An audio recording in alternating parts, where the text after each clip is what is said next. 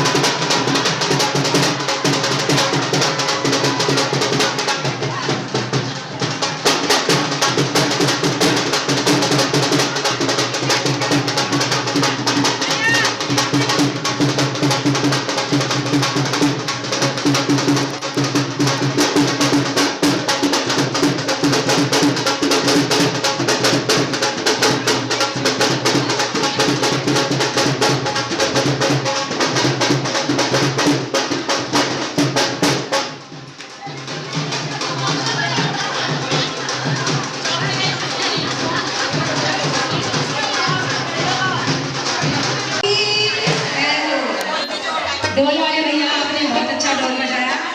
अब शांत हो जाए और राधे राधे आप भी आना प्रभु भोले जी को लाना, आप भी आना प्रभु भोले जी को लाना। हरे आप भी आना प्रभु भोले जी को लाना, आप भी आना प्रभु भोले जी को लाना। हरे भोले जी को लाना, माता पार्वती को लाना, भोले जी को लाना, पार्वती को लाना। ओ जी तो आ गए, ये तो आ गए, ओ ये तो आ गए, जब तो बजाओ, ओ बजाओ, आओ ये गजानन आओ, हरि गजा में बरसाओ, बरसाओ, आओ ये गजानन आओ।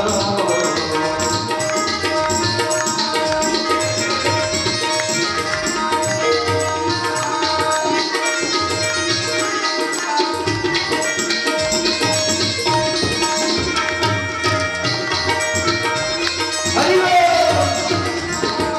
दोनों हाथ उठा करके ताली की सेवा करते हुए जय हो। ओए आप भी आना प्रभु कृष्ण जी को लाना,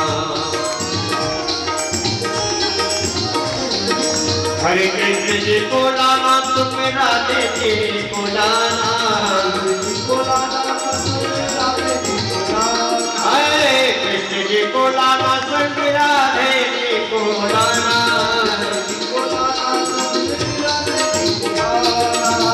ओ जिसे तो आज मेरी बोली बजाओ, कोई बजाओ, लेके आओ जी गजानन आओ, हरि सभा में रंगी बरसाओ, आओ जी गजानन आओ।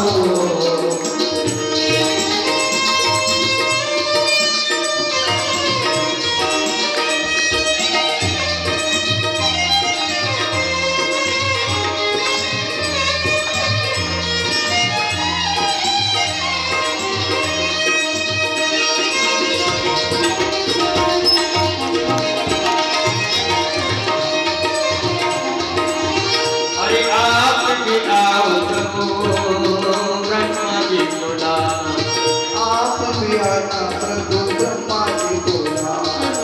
हरे ब्रह्मा जी को लाना, माता सरस्वती को लाना, ब्रह्मा जी को लाना, माता सरस्वती को लाना। हरे ब्रह्मा जी को लाना, माता सरस्वती को लाना, ब्रह्मा जी को भगवान की है आरती, पापियों को पाप से तारती, श्री भागवत भगवान की है आरती। पापियों को पाप से तारती। श्री भागवत भगवान की है आरती, पापियों को पाप से तारती, भागवत भगवान की है आरती। पापियों को पाप से तारती। ये हमारे क्रांति देवों की पंक्ति बच्चन पे निराला, सब ज्योति जगाने वाला, ये हमारी क्रांति है, मुक्ति पाती है, पंचम में जिंदगाना, नव ज्योति जगाने वाला। ओ हरिनाम यही हरिनाम, यही हरिनाम, यही हरिनाम, यही जग के मंगल की आरती, पापियों को पाप से तारती, भागवत भगवान की है आरती, पापियों को पाप से तारती। हरि बोल।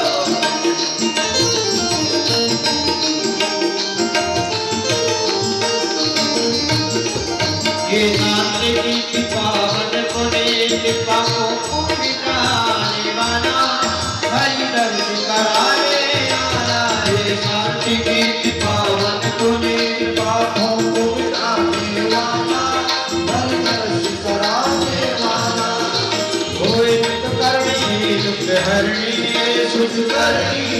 सुखधरणी श्री मधुसूदन की आरती पापियों को माफ कीजिएगा जिसे भगवान की आरती पापियों को माफ कीजिएगा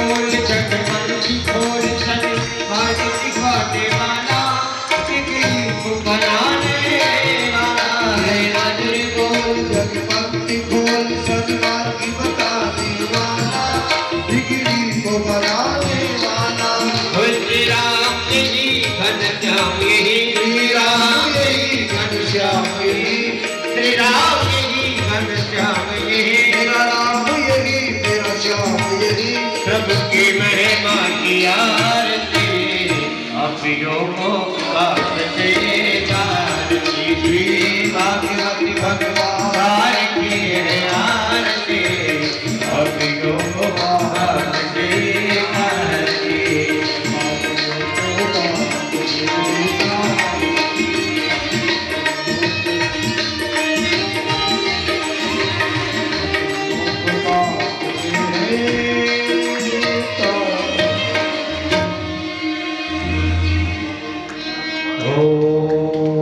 शांति शांति शांति रामचंद्र भगवान की जय पवन सुत हनुमान की जय उमापति महादेव की जय श्रीमद् भागवत महापुराण की जय पूज्य व्यास जी महाराज की जय सनातन धर्म की जय श्री गौ माता की जय संत समाज की जय बस्ती नगर की जय जय जय श्री राधे। सभी अपना स्थान ग्रहण करें आरती आप लोगों के पास ही पहुंच जाएगी सभी लोग अपना अपना स्थान ग्रहण करें आप लोगों के पास आरती पहुंच जाएगी संकीर्तन करें हरे कृष्ण कृष्ण कृष्ण हरे हरे कृष्ण हरे कृष्ण कृष्ण कृष्ण हरे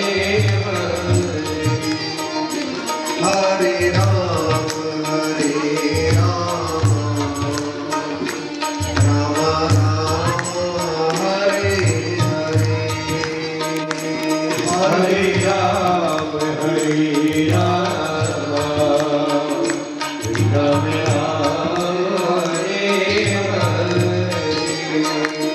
हरे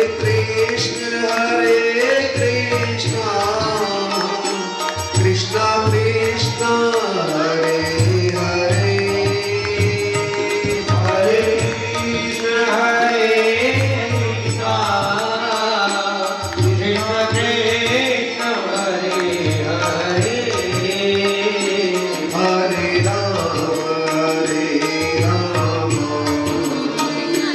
राम राम हरे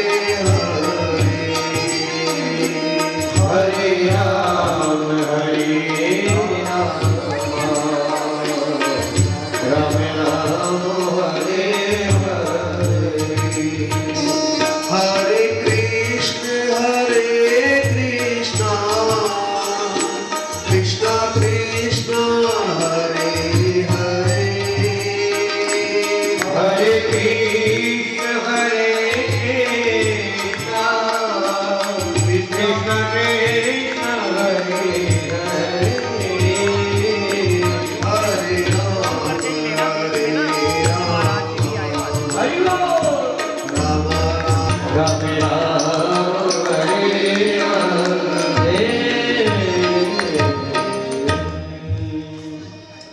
जब के बिहारी लाल की श्रीमद् भागवत महापुराण की संत समाज की हर हर महादेव शंभो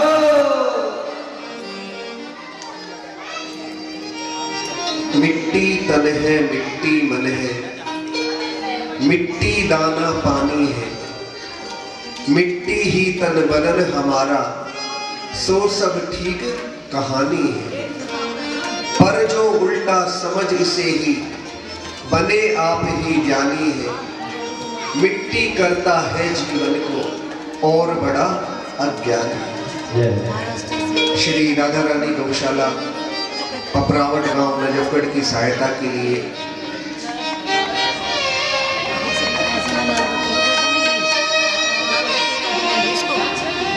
श्री राधा रानी गौशाला पपरावट गांव नजफगढ़ की सहायता के लिए श्रीमद् भागवत कथा का सुंदर आयोजन प्राचीन शिव मंदिर जनकपुरी के प्रांगण में किया जा रहा है।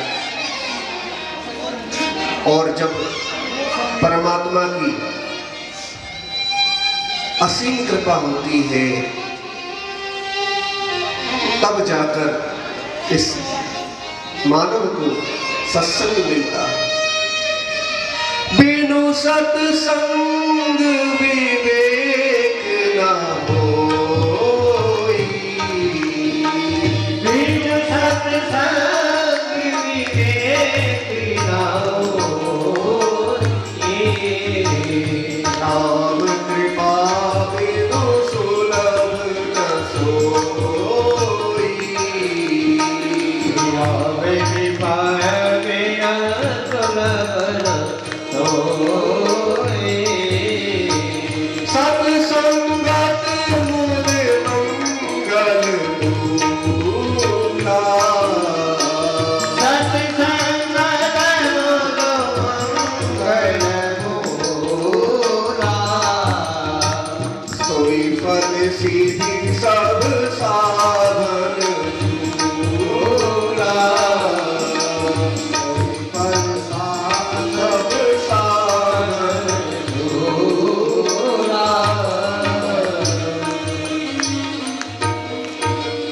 बिना सत्संग के विवेक जागृत नहीं होता और बिना विवेक जागृत हुए व्यक्ति का मन परमात्मा में नहीं टिकता। ये हमारा सौभाग्य है कि इस प्राचीन शिव मंदिर में भोलेनाथ के दरबार में बैठकर श्रीमद् भागवत कथा कहने का सुंदर अवसर प्राप्त हुआ। और इसके लिए हम समस्त मंदिर ट्रस्ट और समस्त शिव परिवार के हार्दिक आभारी है। एक बार जोरदार तालियां समस्त शिव परिवार और प्राचीन मंदिर ट्रस्ट के लिए। क्योंकि यदि भक्त न हो तो भगवान की भक्ति का प्रचार कौन करेगा। श्रीमद् भागवत कथा एक जन्म के पुण्य से सुनने को नहीं मिलती, बल्कि व्यक्ति के अनेकों अनेक जन्म के पुण्य जब संचित हो जाते हैं तो श्रीमद् भागवत कथा को सुनने का अवसर प्राप्त होता है।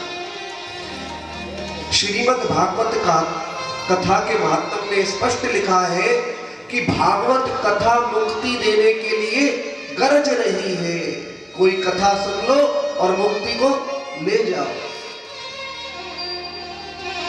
श्रीमद् भागवत कथा साक्षात कृष्ण का स्वरूप है और जो श्रीमद् भागवत की शरण में आ जाता है वह व्यक्ति कल्पतरु के वृक्ष के नीचे बैठ जाता है।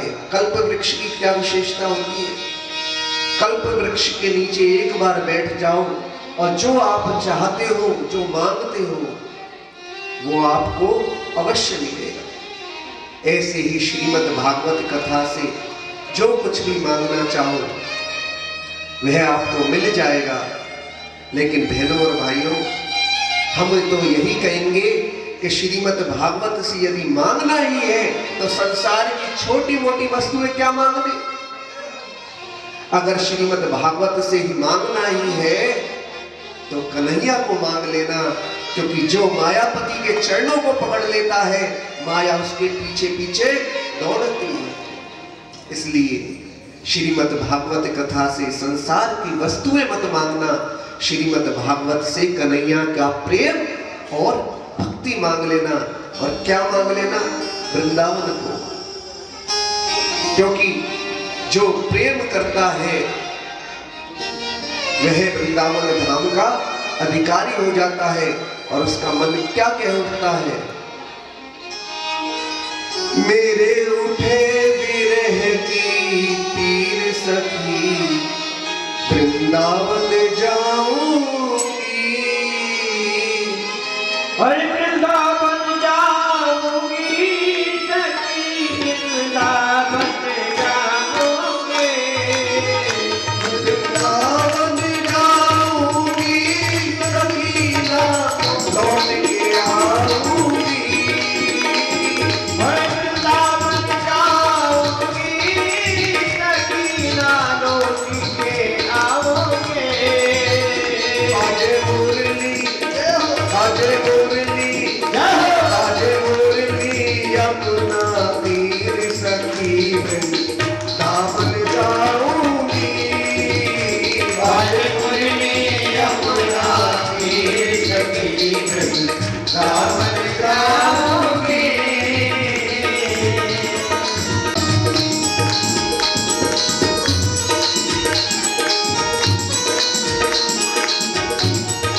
आगे बिहारी लाल की जय हो, दादा रानी सरकार की जय हो।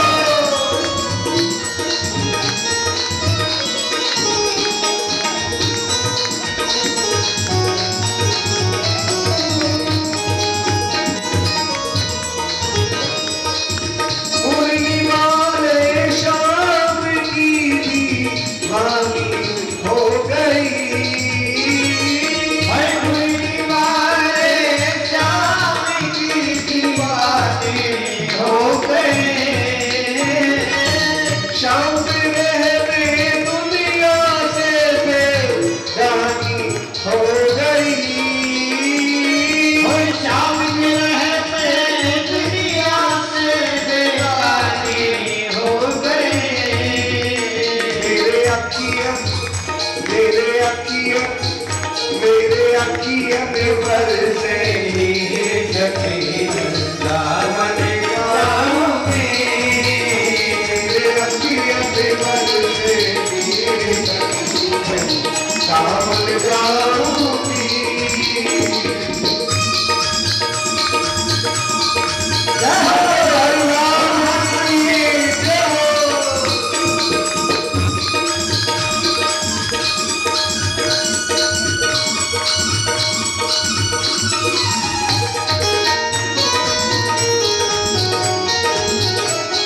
ताली बजाने जो ताली बजाता है भगवान के पास उसकी हाजिरी लग जाती है, इसलिए ताली बजाते हुए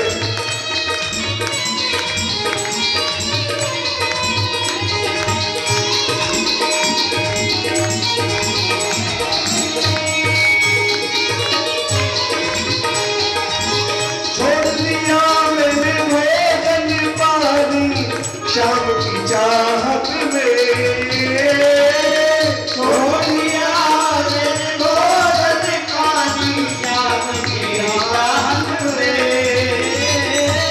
छोड़ दिया मैंने भोजन पानी शाम की चाहत में,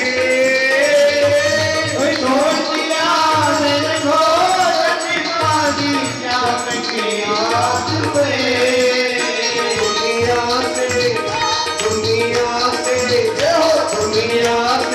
भई फकीर फकीर काम में जाऊंगी, दुनिया से भई फकीर फकीर काम में जाऊंगी, भई ना लौट के आओगे, वृंदावन जाओगी सखी ना लौट के आओगे, मेरे उठे विरह की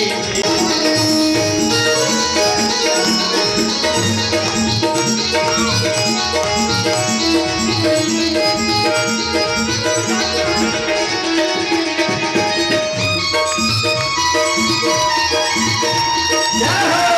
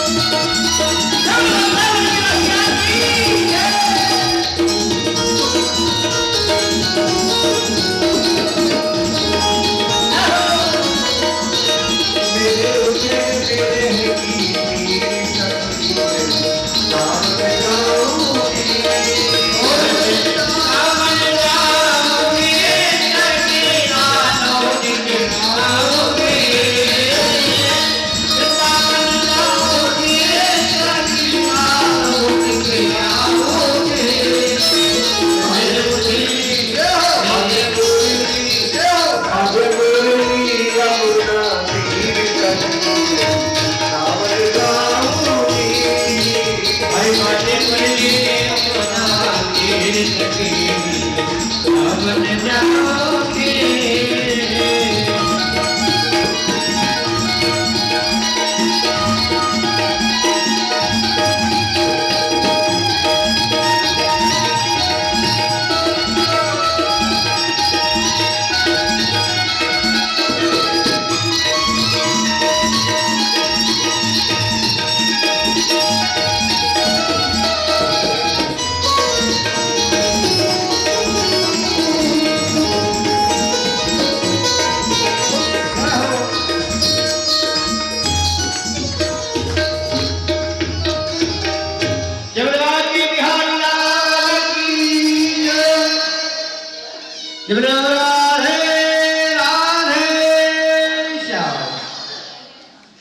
पिबत भागवतम रसमाल्यम, भागवत के रस को पीते रहो पीते रहो पीते रहो। एक बार नारद जी वृंदावन में पहुंचे, वहां पर उन्होंने एक दृश्य देखा कि एक युवती खड़ी खड़ी रो रही है और उसके पास दो वृद्ध पुरुष लेटे हुए हैं। जब पास से निकलने लगे तो नारद जी ने मन में सोचा, हम तो संत हैं, हमें क्या मतलब दुनिया में क्या हो रहा है।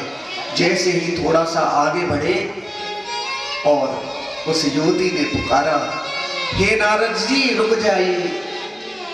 नारद जी ने मुड़कर देखा, ये तो हमें जानती है।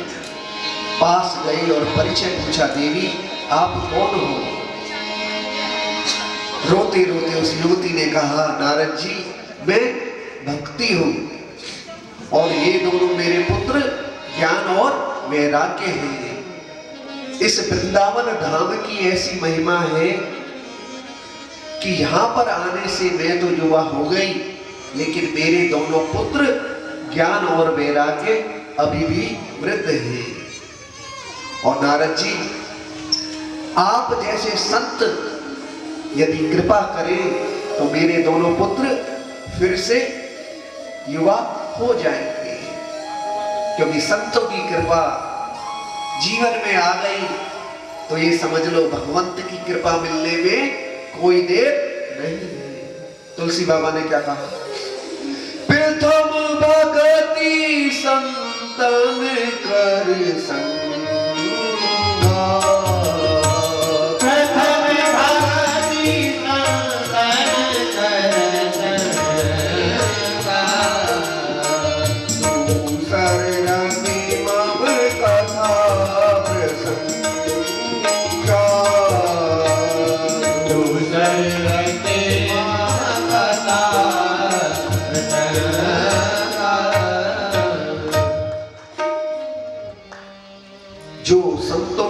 चरणों की भक्ति कर लेता है वह संसार में नहीं फंसता।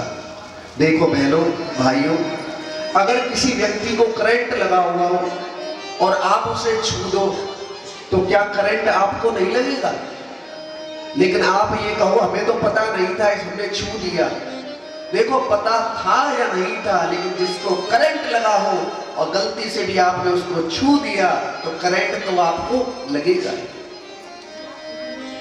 ऐसे ही जिनको भक्ति का करंट लगा हुआ है, ऐसे संतों को ऐसे भक्तों को जब जीवन में ले आओगे, जब उनका साथ करना शुरू कर दोगे तो तुम्हें भक्ति के लिए प्रयास नहीं करना पड़ेगा, बल्कि भक्ति महारानी प्रसन्न होकर तुम्हें भक्ति का वरदान दे देगी।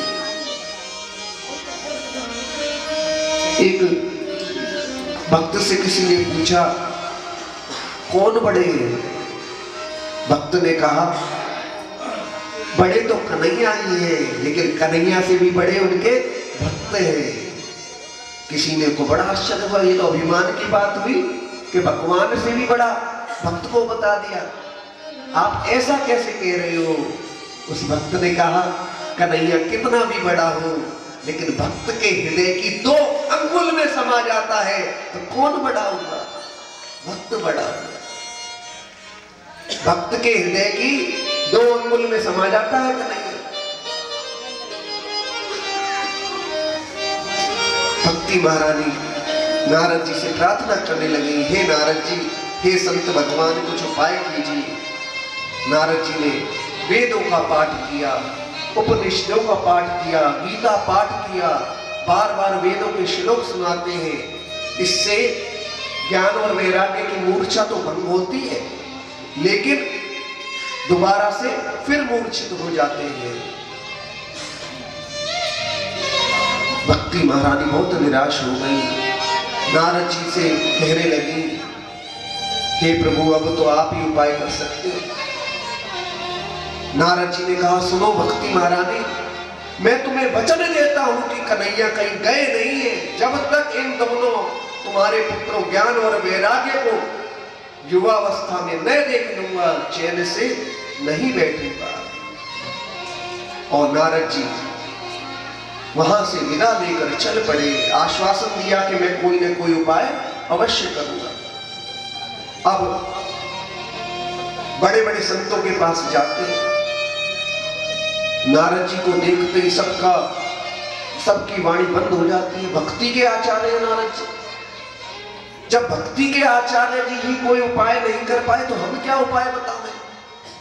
आगे बढ़े तो कोई कह देता है मेरा मौन व्रत चल रहा है।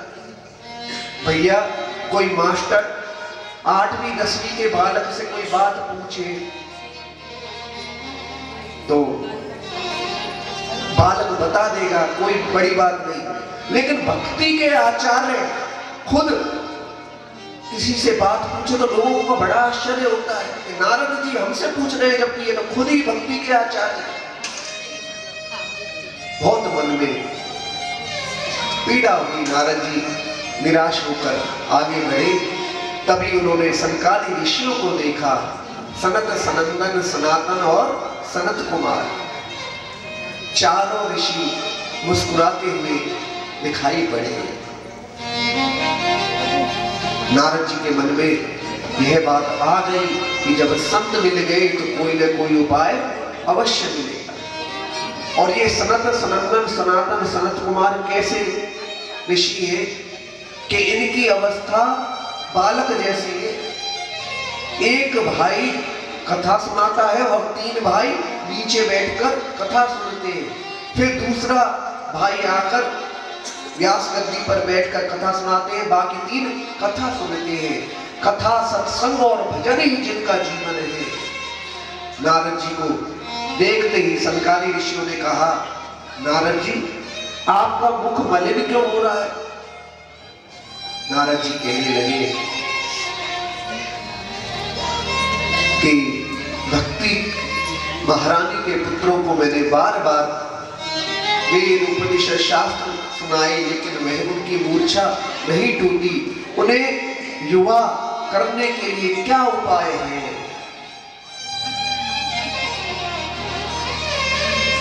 संकाली हंसने लगे, बस इतनी सी बात। नारद जी आप उनको श्रीमद् भागवत कथा सुनाइए। नारद जी ने कहा, ये वेद उपनिषद पुराण शास्त्र ये भी तो हमारे ग्रंथ हैं, और यदि इनको सुनाने से कुछ नहीं हुआ तो श्रीमद् भागवत कथा को सुनाने से क्या होगा? संकाली हंसने लगे, कहने लगे, सुनो नारद जी, यदि हमें आम का स्वाद लेने की इच्छा है और हम आम के पेड़ की टहनी को पकड़कर चबाने लगे तो क्या आम का स्वाद मिल जाएगा? नहीं मिलेगा।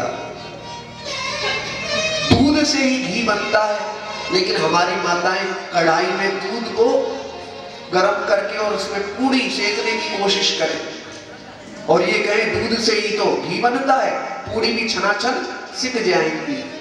तो क्या सिक जाएंगी दूध में पूड़ियां? ऐसे ही श्रीमद् भागवत कथा सभी का सार है, सभी का फल है। यदि इस श्रीमद् भागवत कथा को सुनाओगे तो निश्चित ही ज्ञान और वैराग्य फिर से युवा हो जाए। नारद जी की समझ में बात आई और श्रीमद् भागवत कथा का सुंदर अनुष्ठान किया। भक्ति महारानी अपने दोनों पुत्रों को लेकर आ गई और जैसे ही श्रीमद् भागवत कथा पूरी हुई ज्ञान और वैराग्य युवावस्था को प्राप्त हुए। भक्ति महारानी नृत्य करने लगी और संतों की महिमा को गाने लगी। धन्य हो नारद जी, आपने मेरे दुख को दूर किया। मेरे दोनों पुत्र ज्ञान और वैराग्य फिर से युवावस्था को प्राप्त हुए। आप जैसे संत को बार बार प्रणाम है, बार बार प्रणाम है। बहुत संतों की महिमा गाने लगी। यदि हम भी संतों और भक्तों का आश्रय ले लेंगे तो हमारे जीवन के जितने भी कष्ट और दुख हैं सभी दूर हो जाएंगे। क्या कहा? संतन के संग लाग रे तेरी अच्छी बनेगी। संतन के संग लाग रे तेरी अच्छी बनेगी। अच्छी बनेगी कोई किस्मत जगेगी। अच्छी बनेगी तेरी किस्मत जगेगी। जाग सके तो अब जाग रे तेरी अच्छी बनेगी। जाग सके तो जागे तेरी अच्छी बनेगी।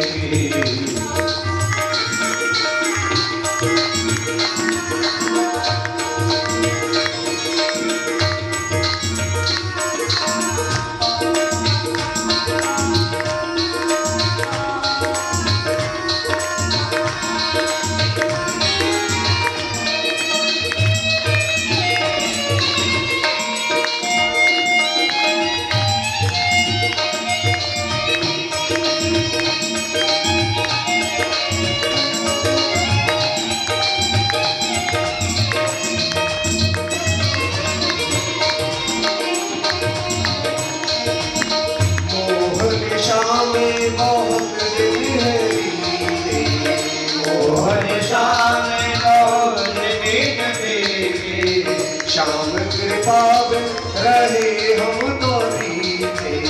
श्याम कृपा रहे हम तो रीते।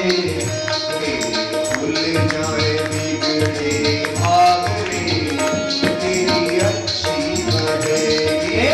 भूल जाए बिगड़े भाग रे तेरी अच्छी बनेगी।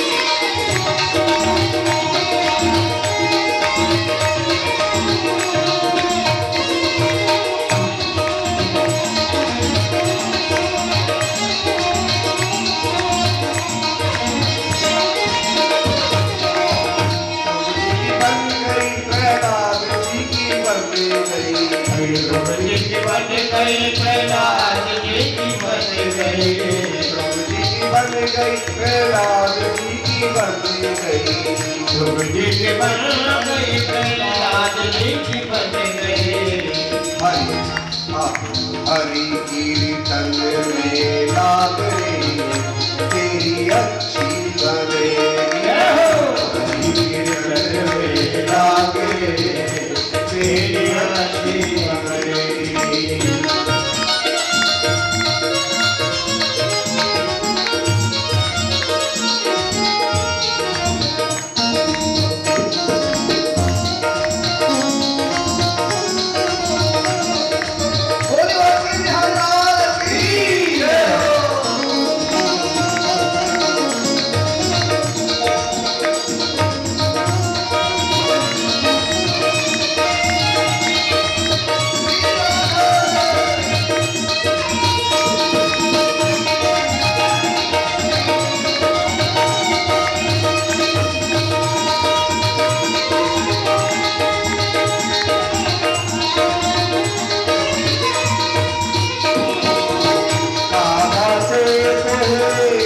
हंस बनावे, दाता दे तोरे हंस करे, दाता दे तोरे हंस बनावे, दाता दे तोरे हंस करे, मिट जाए दिल के दाग रे, तेरी अच्छी करेगी, मिट जाए दिल के दाग रे, तेरी अच्छी करेगी, कोई तेरी अच्छी करेगी।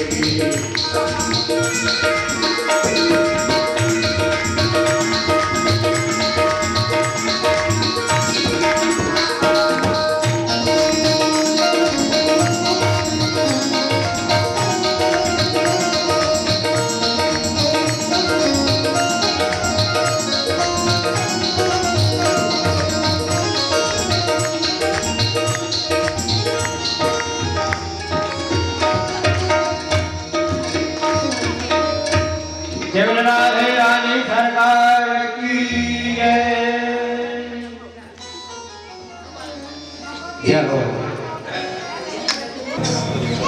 संपर्क से लाइट भी समझ गई है कि जाना नहीं है, अगर जाए तो अपनी हाजिरी लगाकर वापस आ जाना।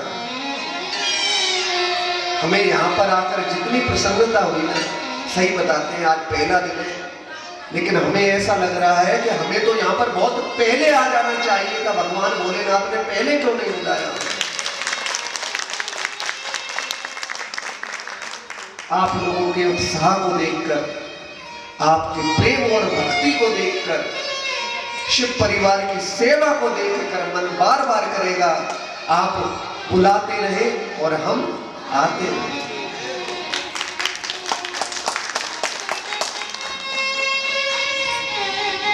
एक बार ब्रह्मा जी ने जब श्रीमद् भागवत की महिमा को सुना तो मन में विचार आया, श्रीमद् भागवत कथा की इतनी महिमा है। अपने ब्रह्म लोक में सत्य लोक की तराजू पर सारे साधनों को तोला और एक तरफ श्रीमद् भागवत कथा को रख दिया। सभी साधन हल्के पड़ गए, लेकिन श्रीमद् भागवत कथा का पलड़ा भारी रहा। श्रीमद् भागवत कथा ऐसी कथा है कि जो सुन लेता है उसकी सारी जिम्मेवारी कन्हैया पर आ जाती है। एक पॉलिसी सुनी है आपने, जीवन के साथ भी और जीवन के बाद भी। श्रीमद् भागवत कथा ऐसी ही पॉलिसी है, जीवन में सारे सुखों को तो देती ही है, लेकिन जीवन के बाद भी यदि कोई तार सकता है तो वह श्रीमद् भागवत कथा। इसलिए श्रीमद् भागवत कथा को जो प्रेम से श्रद्धा से सुनते हैं, श्रीमद् भागवत कथा उन्हें कन्हैया से मिला देती है।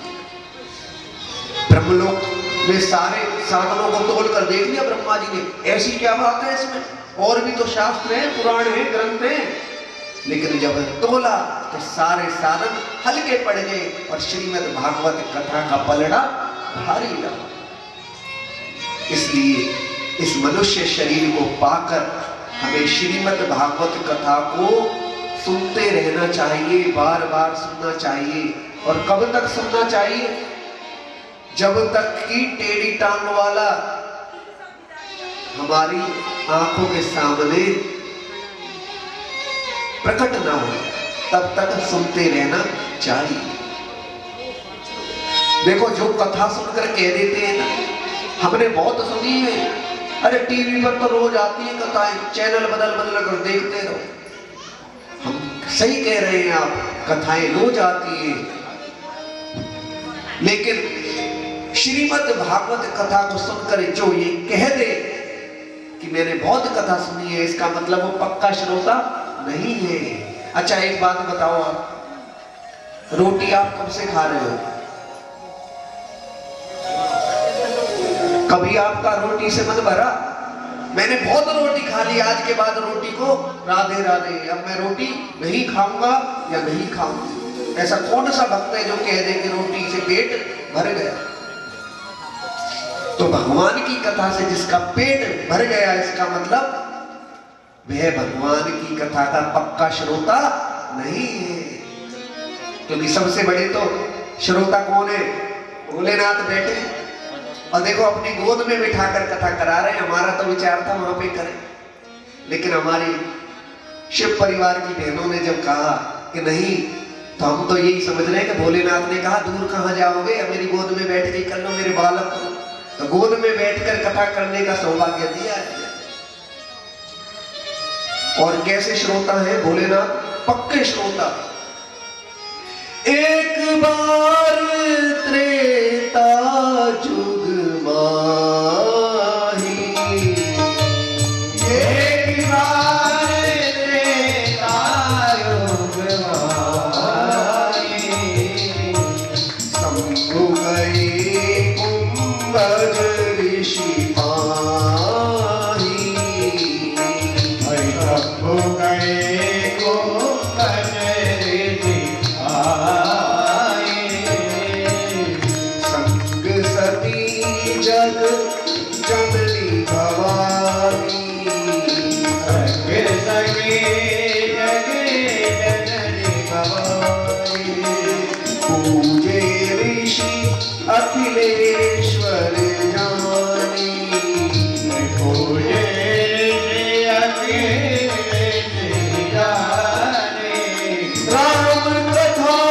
मुनि बज बखानी,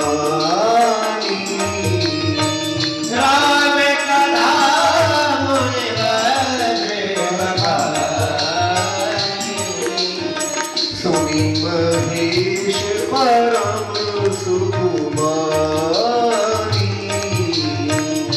सुनी महेश परम सुकुमारी।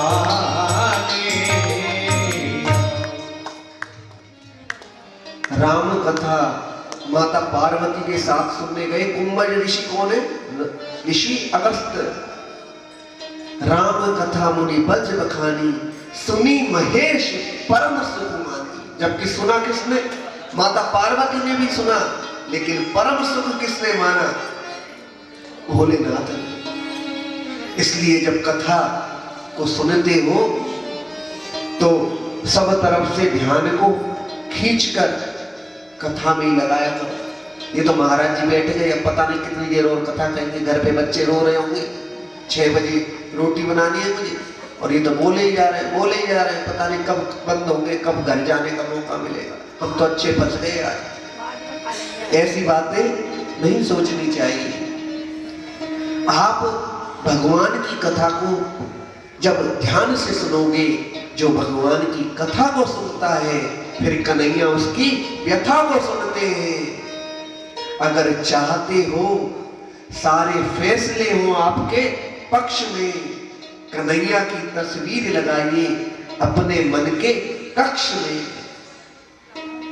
कन्हैया में आस्था है तो उलझनों में भी रास्ता है।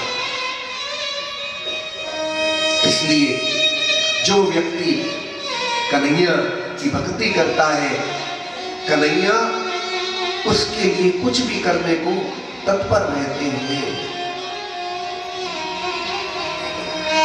और श्रीमद् भागवत कथा में पंडित आत्मदेव जी हैं, बहुत ही संतोषी ब्राह्मण हैं।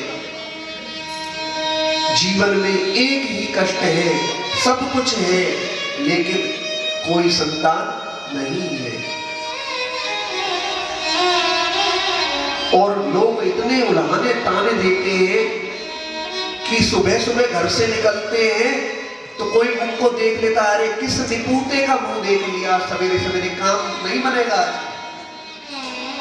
और जीवन में ऐसी कठिनाई है कि खुद के तो कोई बच्चा है नहीं, लेकिन गौ माता को भी कोई संतान, कोई बछड़ा या बछिया नहीं होती। धन की तरफ से, संपत्ति की तरफ से परमात्मा की पूरी मौज है, लेकिन संतान नहीं है। एक दिन जा रहे थे, रास्ते में एक संत मिले और संत को झुककर बड़े आदर के साथ प्रणाम किया। देखो इस प्रणाम की बहुत भारी महिमा है। आप किसी को जाने या ना जाने, लेकिन अगर कोई व्यक्ति भक्त है, आपको लगा ये भक्त है, टीका लगा रखा है और संत के वेश में है, तो उन्हें प्रणाम जरूर कर देना, क्योंकि संत और भक्त ने पलट कर तुम्हारे चेहरे की तरफ देख लिया तो तुम्हारे मस्तक की रेखाएं बदलने की ताकत रखते हैं संत और भक्त। इसलिए संत और भक्तों के चरणों में हमेशा प्रणाम करते रहना चाहिए। आत्मदेव जी ने भी झुक कर प्रणाम किया, संत ने आशीर्वाद दिया, पास गए और फूट फूट कर रोने लगे। संत ने कहा क्या दुख है तुम्हें? कहने लगे सब कुछ मौज है, लेकिन महाराज जी मेरे कोई पुत्र नहीं है।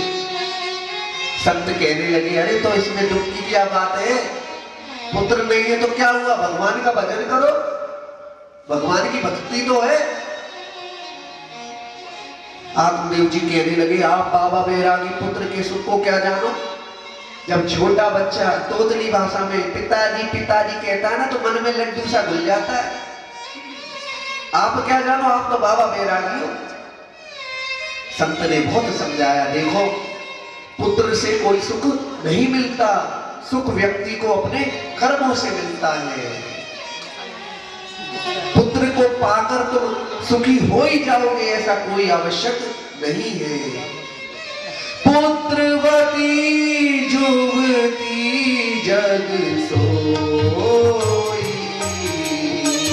पुत्रवती जुवती जग सोई, रघुपति भगत जासु सुत होई, रघुपति भगत जासु सुत होई,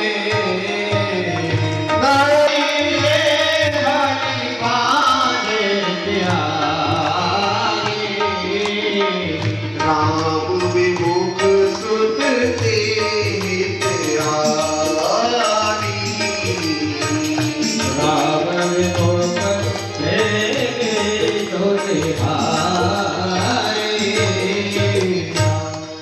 सनातन धर्म प्रचारिका राष्ट्रीय संत 1008 महामंडलेश्वर दशनाम अनुभवी से उनका स्वागत करें। हमने जब इनके स्वरूप को देखा तो हमें ऐसा लगा मैं तेरे साथ हूं, और देखो हमारे साथ ही बैठी हमारे मंत्र मैया राधा रानी साथ में बैठी, तो हम बार बार इनके चरणों में प्रणाम करते हैं और यही कहेंगे उपवन अंधकार के जाने से, जीवन में गाने गाने से हमको भी खुशी मिली है। ये हमारे ऊपर विशेष कृपा है जो अपने बालक को 1 से 8 नजफगढ़ में है, लगातार कथाएं चलती रहती है, एक दिन का भी ब्रेक नहीं होता।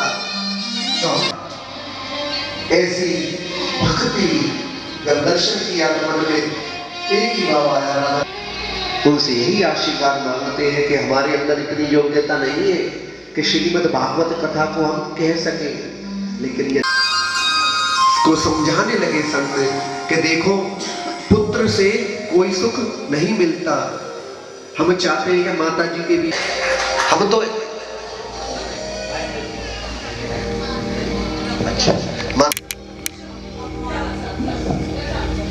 अच्छा ठीक है माता जी, हम आपकी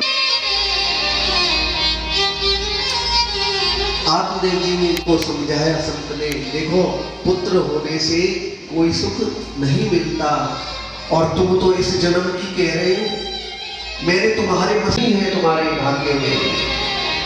आत्मदेव जी तो एकदम भाव विवल हो गए, रोने लगे और कि महाराज मैं तो एक जन्म के दुख से ही दुखी था, आपने तो 7 जन्मों का दुख बता दिया मेरे पुत्र। संत ने जब देख लिया कहीं ब्राह्मण हत्या मेरे गले न लग जाए, इसलिए एक मंत्र पढ़ कि इस फल को जाकर अपनी पत्नी को खिला देना, और जब तुम इस फल खाने से भी कोई पुत्र होता है क्या? और अभी तक तो मैंने अपने हिसाब से चला रही हूं। कहीं ऐसा तो ना टोना टोटका मार के ये मुझे अपने हिसाब से चलाने के लिए फल खिला रहे हो। मन में विचार आता है, फिर सोचने लगी कि कहीं ऐसा ना हो कि घर में डाकू आ जाए और जब मैं गर्भवती हो जाऊंगी तो मैं तो भाग भी नहीं पाऊंगी। सब तो भाग जाएंगे लेकिन गर्भवती होने के कारण मैं तो भाग भी नहीं जाऊंगी, डाकू तो मुझे मार देंगे। हाँ, और कहीं घर में आग लग गई तो यदि आग लग गई तो आग में फंस जाऊंगी मैं, क्योंकि मैं तो भाग ही नहीं पाऊंगी। तरह तरह के कुतर्के, इतने कुतर्के कि अगर बोलने लगे तो पूरा समय धुंधुनी क्या क्या सोच सकती है इसी बात में चला जाएगा। इधर से उसकी बहन आई हुई थी, उसने माथा खराब कर दिया। अरे बहन, कहीं फल खाने से पुत्र होता है क्या? कैसी बातें करती हो? और तुझे इतना विश्वास है ना इस फल पर, तो इसे अपनी गौ माता को क्यों नहीं खिला देती? उसको भी तो बच्चा नहीं होता। अगर इस फल में शक्ति होगी तो इस फल के प्रभाव से गौ माता को भी बच्चा जरूर होगा। बात समझ में आ गई। और सुन, पुत्र की चिंता मत करना, मुझे पुत्र होने वाला है, बच्चा होने वाला है। जब बच्चा होगा तो मैं तुम्हें लाकर दे दूंगी, कुछ दे दवा देना, अपने पति का मुंह बंद कर दूंगी। अब उसने देखो दिमाग में क्या लगाया, इसके तो कोई बच्चा है नहीं, यदि मैंने अपना बच्चा इसको दे दिया तो इसका सारा माल मटेरियल किसका? मेरा हो जाए। इसलिए दिमाग जब खराब किया तो धुंधुनी ने ऐसा ही किया, फल खिला दिया गौ माता को और पंडित आत्मदेव जी के सामने बार बार प्रार्थना करने लगी, आज मेरे लिए ये लेकर आओ, मैं इतनी मेहनत करती हूँ, पुत्र होगा। और पंडित जी भोले भाले हैं। समय बीतता गया और एक दिन ऐसा आया कि जहां पंडित आत्मदेव के घर संतान नहीं होती थी, वहां गौ माता ने सुंदर पुत्र को जन्म दिया। उस पुत्र के कान बिल्कुल गौ माता जैसे थे, तो उसका नाम गोकर्ण रखा। इधर रात ही रात में बहन ने लाकर पुत्र अपना सौंप दिया धुंधुनी को, और धुंधुनी ने पंडित आत्मदेव जी को दिखाकर कहा, मेरे पुत्र हुआ है। चारों तरफ बधाइयां बजने लगी, चारों तरफ मंगल गीत होने लगे। जो लोग कल तक मुंह फेर लेते थे उनकी भाषा बदल गई। बधाई हो पंडित जी, अरे भगवान जब देता है ना तो छप्पर फाड़ कर देता है। और आपके यहाँ कितनी कृपा हुई कि कहां आपको पुत्र नहीं था और अब आपकी गौ माता ने भी पुत्र को दिया है। तो ऐसी सुंदर बातें सुनकर आत्मदेव जी का मन बड़ा ही प्रसन्न हो गया, अपने भाग्य की सराहना करने लगे और संत के आशीर्वाद को याद करने लगे कि मैंने बहुत भक्ति की, लेकिन भक्ति का फल आखिर मुझे मिला। और क्या कहने लगे, मेरा आपकी कृपा से सब काम हो रहा है, मेरा आपकी कृपा से सब काम हो रहा है। करते हो तुम कन्हैया, करते हो तुम कन्हैया, मेरा नाम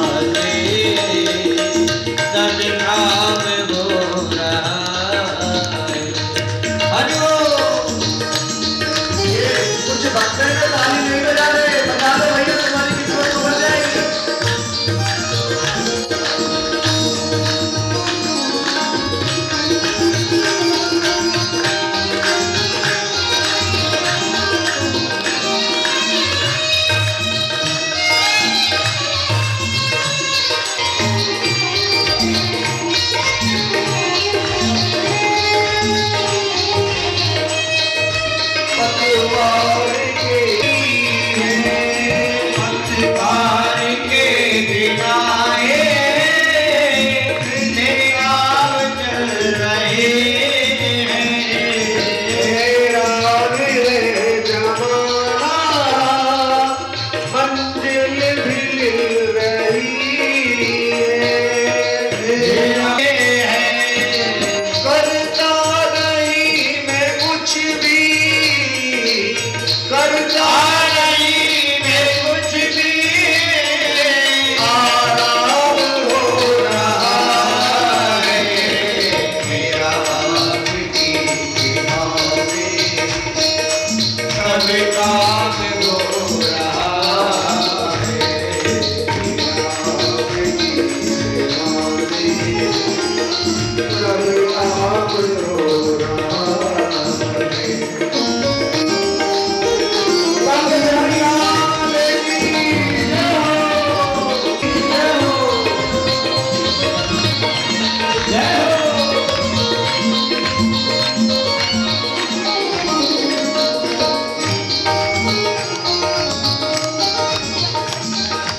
तुम साथ हो जो मेरे, किस चीज की कमी है। तुम साथ हो जो मेरे, किसी चीज की कमी है। किसी और चीज की हम बरकत से गुलाम,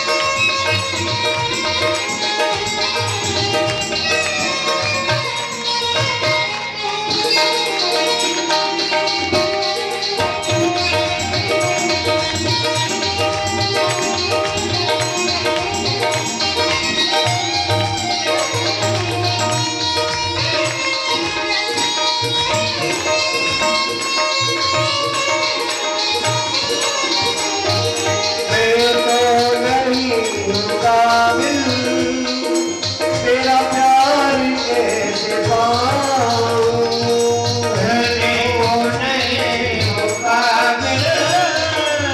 तेरा प्यार कैसे पाऊं, टूटी हुई वाणी से गुणगान कैसे गाऊं, टूटे हुए वाणी से गुणगान कैसे गाऊं।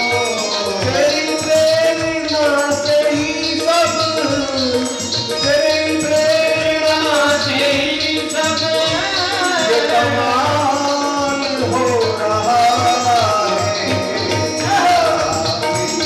आपकी कृपा से सब कमाल हो रहा है।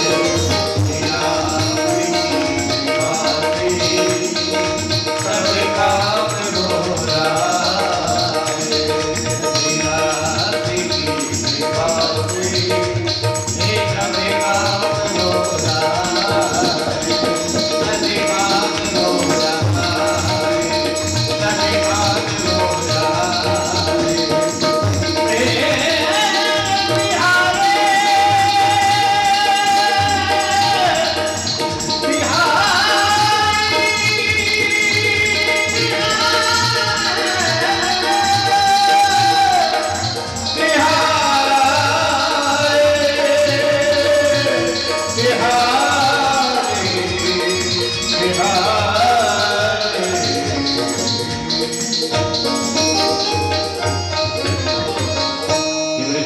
बिहारी लाल की जय जय श्री राधे, जय जय श्री राधे, जय जय श्री राधे। भाई भोलेनाथ ने हमारी इच्छा पूरी कर दी। मैं कहा माता जी साथ बैठी है, तो क्या ऐसा समय आएगा कि हमें इनकी वाणी को सुनने का भी अवसर नहीं मिलेगा? और देखो हमारी भोलेनाथ ने सुन ली।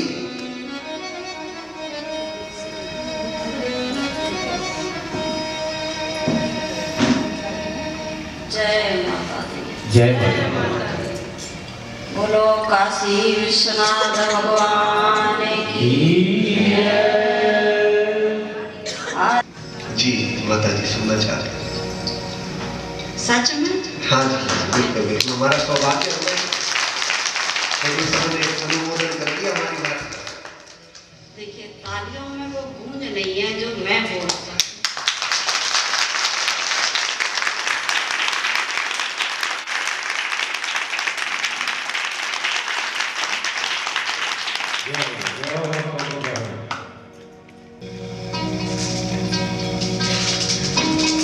हमारे परम आदरणीय ब्रह्म देवता, इनका मैं स्वागत करती हूँ,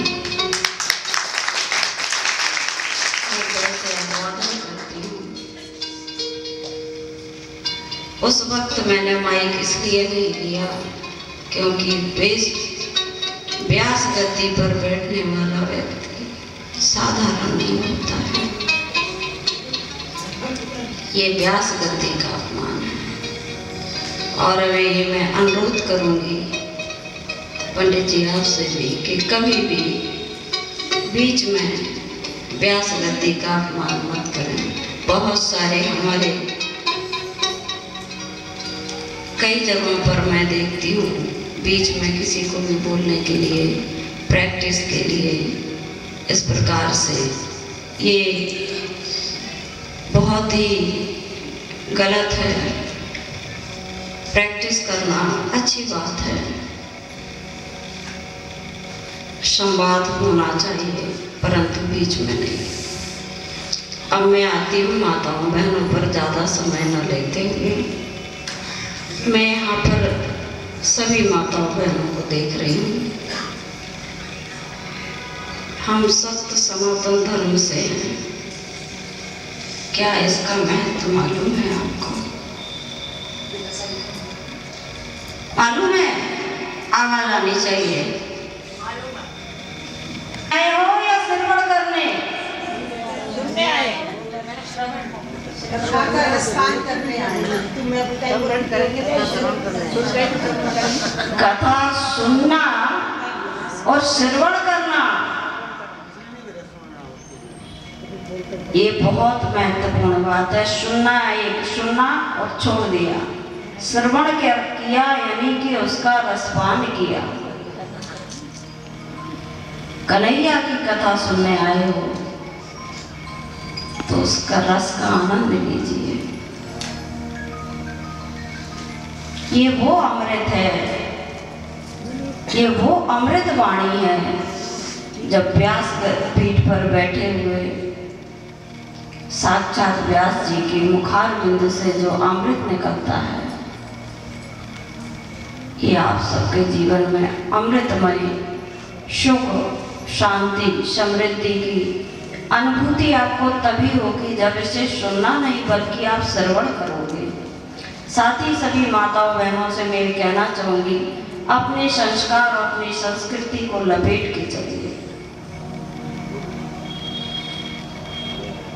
हम यहाँ कथा सुनने तो अवश्य आते हैं, परंतु यहाँ से निकलते ही हम भूल जाते हैं कि हम किस जगह पर आए थे और यहाँ से क्या लेकर जा रहे हैं।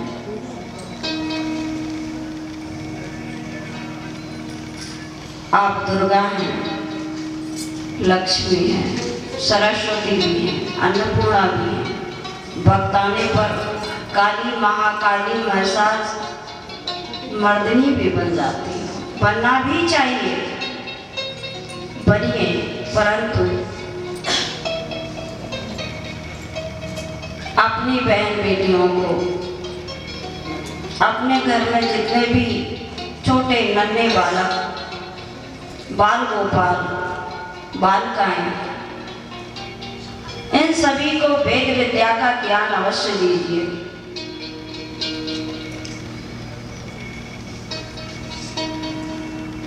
इस व्यासपीठ पर जो चल रही है उससे हट के मैं बोल रही हूँ। ज्यादा आपका समय नहीं लूंगी, परंतु अनुरोध जरूर करूंगी, अपने धर्म को धारण कीजिए। क्या करना है?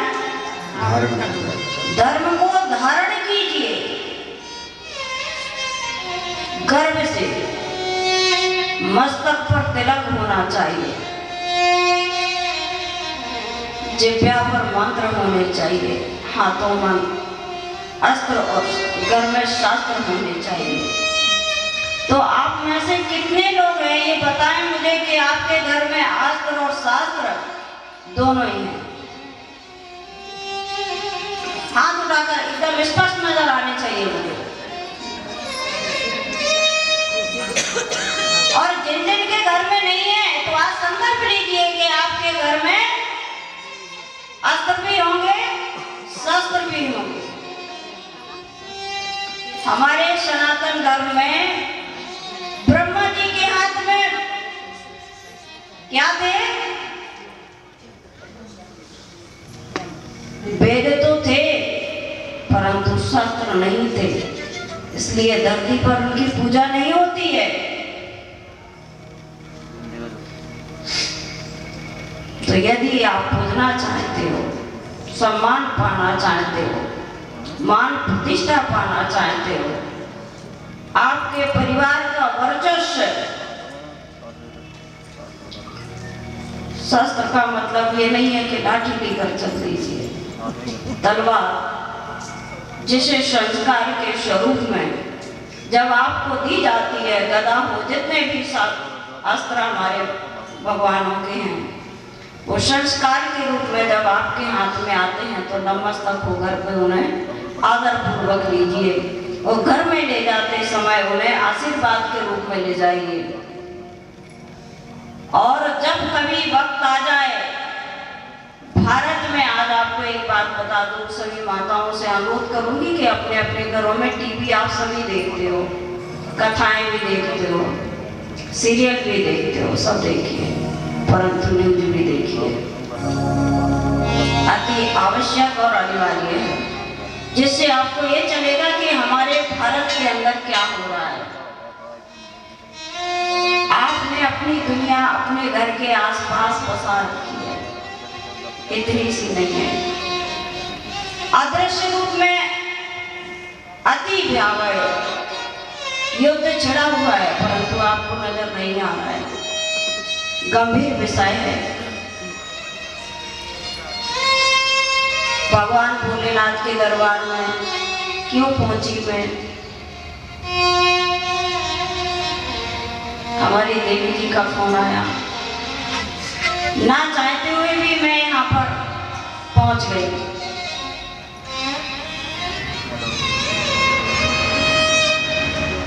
हमारी बेटियों को 70-35 टुकड़े में काटा काटकर फेंका जा रहा है। क्या 70 टुकड़ों का इंतजार कर रहे हो आप लोग? तो अस्त्र और शास्त्र दोनों को धारण कर लीजिए, अनिवार्य हो जाता है। शटे शाट्यम समाचरे, जब जब करूं भुवन में वासा, तब तब करूं निशाचर नासा। तुम भुवन में वास करने वाली हो, अपनी शक्ति को पहचानिए। आप जननी हो, यदि आप जाग जाओगी संस्कार स्वरूप में तो आपके बालक जाग जाएंगे।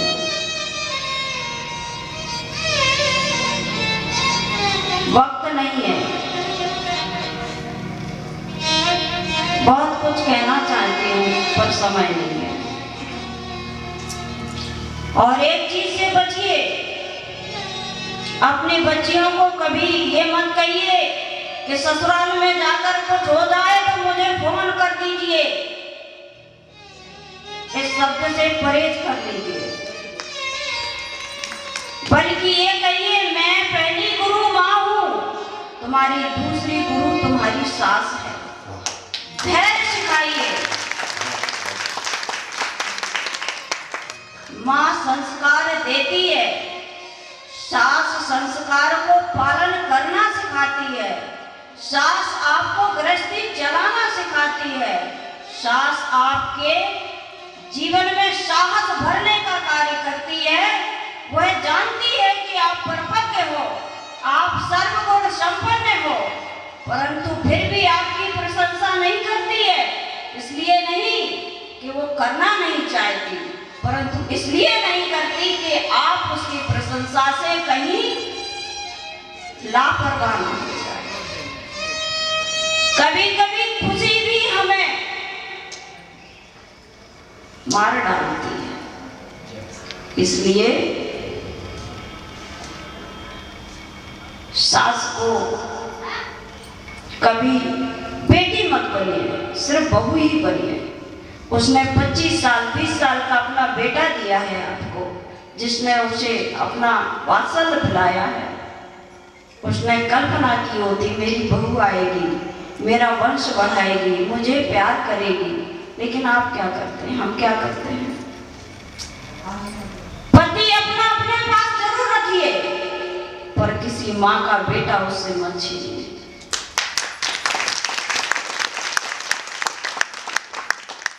पति को पल्लू से बांध के रखिए, पर एक माँ का बेटा उसकी गोद में ही रहने दीजिए।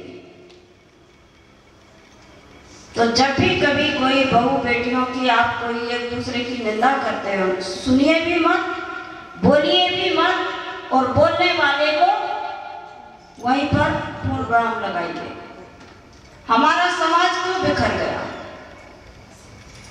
कुछ होता नहीं है हमारे यहाँ, परंतु कोई आके आपसे कह देता है, आपकी सास ने ये कह दिया, हमारे माइंड में बैठ गया, सत्यानाश वहीं से शुरू हो गया। सास आपकी बहू ने ये कहा, बहू ने कुछ नहीं कहा, परंतु तीसरे ने आपके घर में बीज बो दिया। तो ये कहिए वो मेरी बहू है, उसे अधिकार है मेरे बारे में कहने का, परंतु आपको अधिकार नहीं है मेरी बहू की चुगली करने का। वो मेरे और मेरी बहू के बीच का मामला है, मेरी और मेरी सास के बीच का मामला है। इससे आपके घर में सुख शांति समृद्धि आएगी।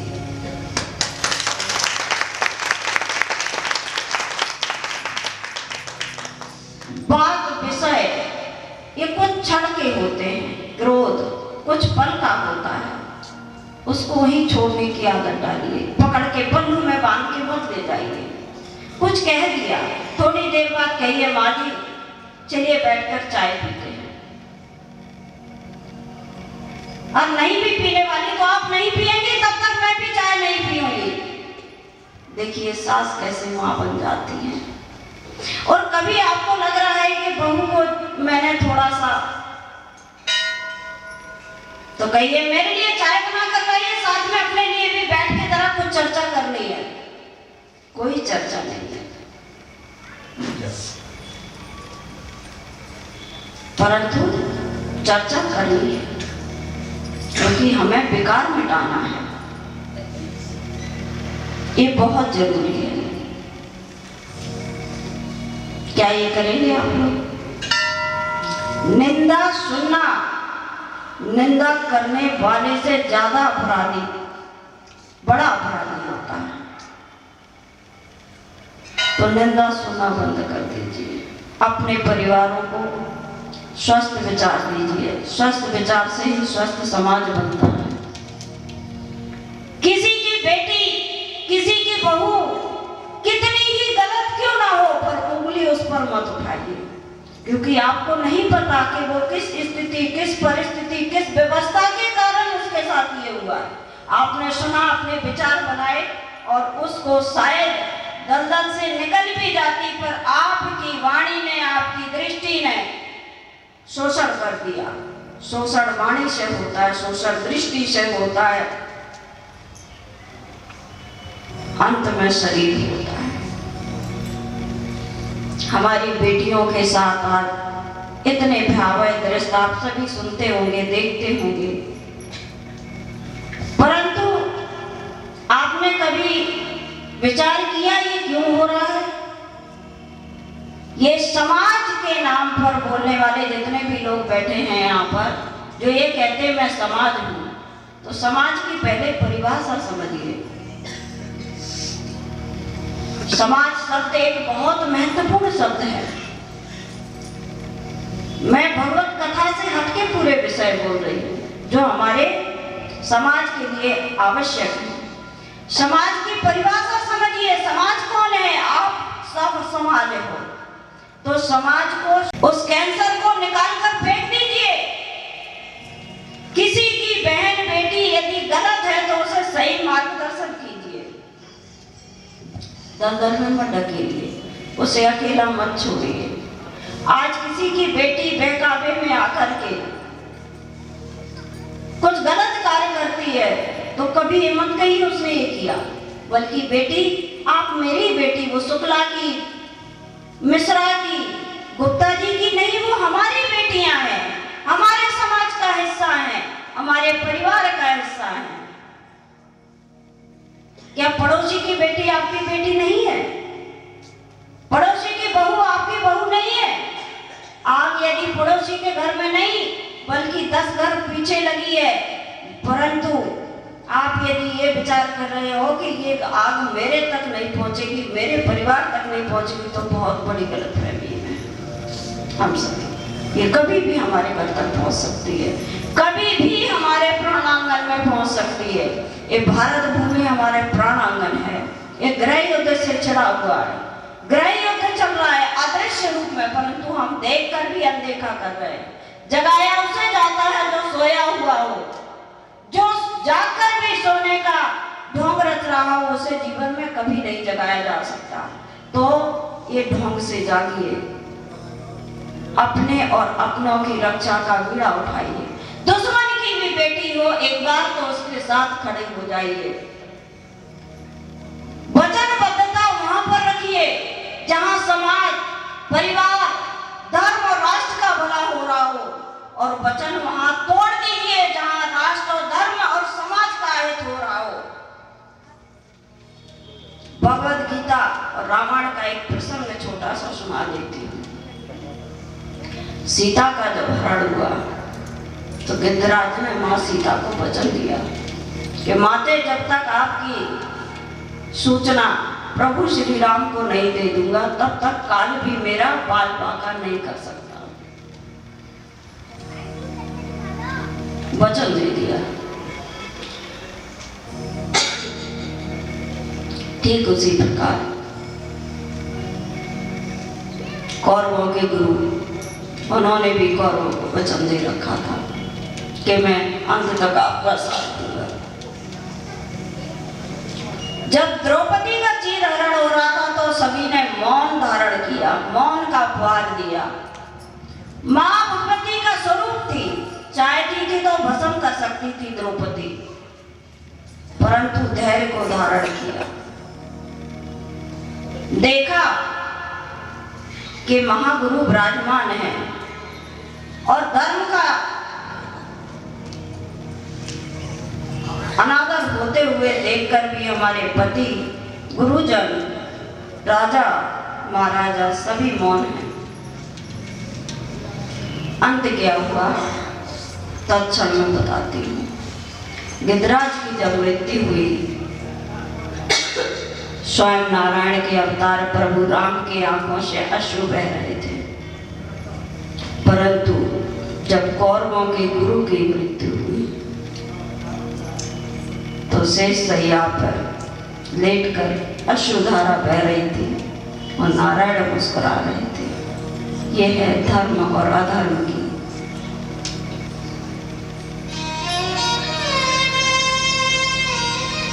तो वचनबद्धता निभाइए जरूर, परंतु कहाँ कब?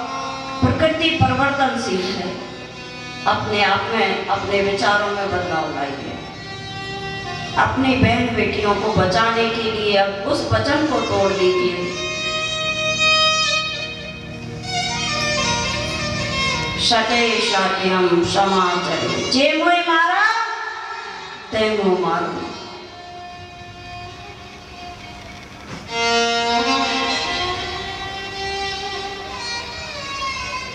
काली का रूप धारण करना पड़े तो काल का खप्पर ले लीजिए, महिषासुर मर्दनी बनना पड़े तो वो भी बन जाइए। अपनों की रक्षा के लिए कुछ भी करना पड़े कर जाइए। आज जो बेटियां इस प्रकार की कभी गलती हो जाए जो आपके नजर में आ जाए तो एक कार अवश्य कीजिए और वचन दीजिए आज मुझे। क्या आप वचन देना चाहेंगे महाराज जी? एक वचन चाहूंगी आप सभी से कि कथा में कुछ सामाजिक शब्दों को आप अवश्य। 2 अभियान चलाए हैं। एक, धर्म परिवर्तन करने से बेहतर है जाति बदल दीजिए यदि लज्जा आ रही है तो। धर्म को मत छोड़िए। यदि आपको समझ में आता है, मैंने ये माला धारण की है, ये मोती दिखाई दे रहे हैं, परंतु इसके पीछे जो सूते का धागा है इसने इनको एकत्रित कर रखा है। इसकी शोभा बढ़ाने वाला वो धागा है जो एक सूत्र में बंधा है।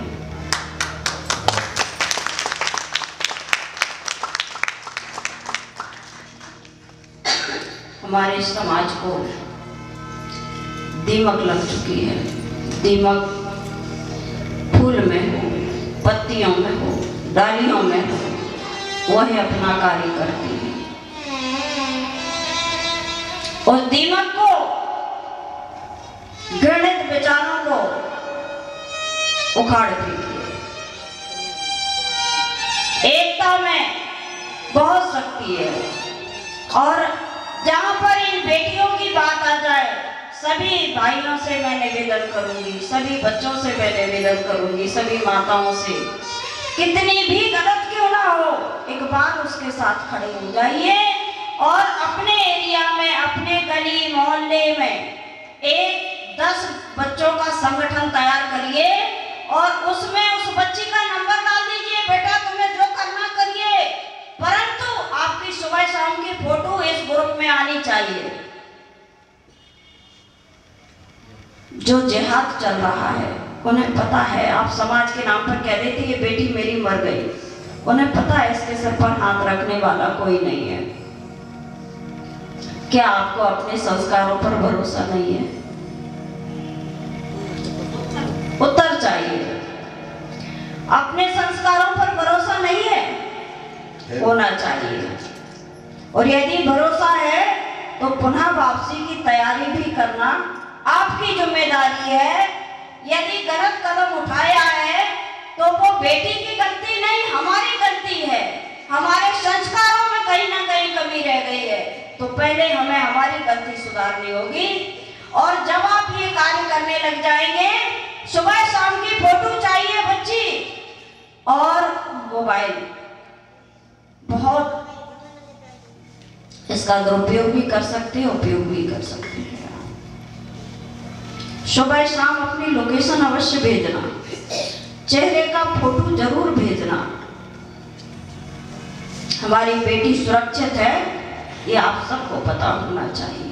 कैसी भी स्थिति परिस्थिति हो उसके साथ खड़े हो जाइए यदि इनको रोकना है तो।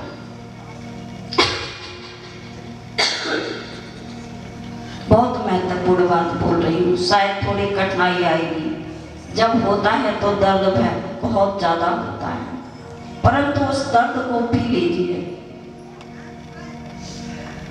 ठीक उसी प्रकार जैसे भोले शंकर ने हलाहल को पिया था।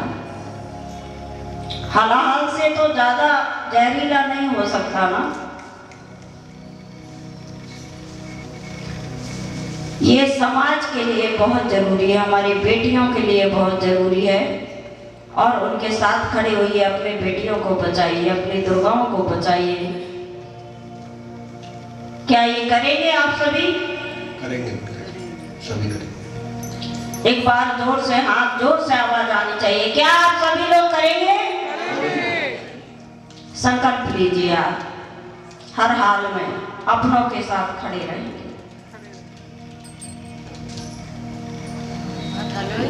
जय माता दी। जय हो। बहुत ही ओजस्वी वाणी से माता जी ने जो बात कही। देखो, जो माता जी ने बात कही है ना, यह समाज को जोड़ने के लिए कही है। अब हमारा समाज बिखर रहा है, जब समाज बिखर जाएगा तो धर्म की रक्षा कैसे होगी? शस्त्र के शास्त्र को भी रखना जरूरी है।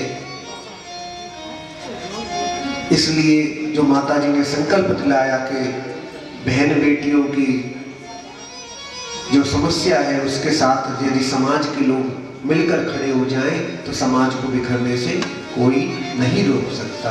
बहुत ही सुंदर बातें कही। माता जी के चरणों में बार बार प्रणाम करते हुए हम ठीक है। हाँ, नहीं मैं पूछ रहा हूँ, आप और कोई कार्यक्रम हो तो 2 शब्द। हाँ ठीक। माइक